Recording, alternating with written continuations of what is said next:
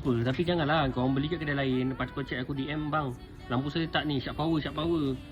Kau salah beli kat Diagonal tu yang betul lah. Assalamualaikum, selamat malam.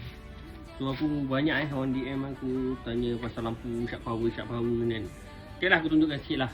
Lampu merah sharp power. So aku tunjukkan sikit. Okay, banyak orang tanya, bang, lampu saya kenapa tak ada warna merah bang? Kenapa tak ada warna merah? Sebelum korang beli, benda pertama korang kena tengok adalah ni, bingkai ni. Kebanyakan yang korang beli tu ada juga daripada sharp power, tapi bukan jenis yang macam ni. Dia jenis yang ring. Maksudnya tepi ni ada silver, ada warna silver, ada lampu warna putih.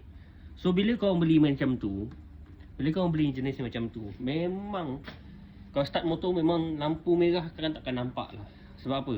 Sebab ring tu yang dah tutup lampu merah. Sebab lampu merah ni sama-sama je. Contoh macam ni kan, korang tengok kan.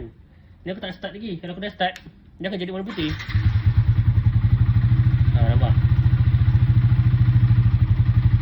Sama macam bawah ni. Bawah ni kalau aku tak hidupkan, dia merah. Tapi kalau aku hidupkan lampu tinggi, dia akan jadi warna putih. Macam tu lah. So lampu yang korang nampak merah saya hilang tu, sebenarnya dah campur dalam ni. Kau nampak tu, ada dua lane tu, merah putih tu. Kalau aku matikan, aku hidupkan balik, dia jadi merah. Itulah maksudnya. Sebab tu kalau korang beli lampu, tengok dulu sebelum beli. Jadi kalau korang berminat dekat beg kuning ni ada, itu lampu yang betul. Okay? Mantap.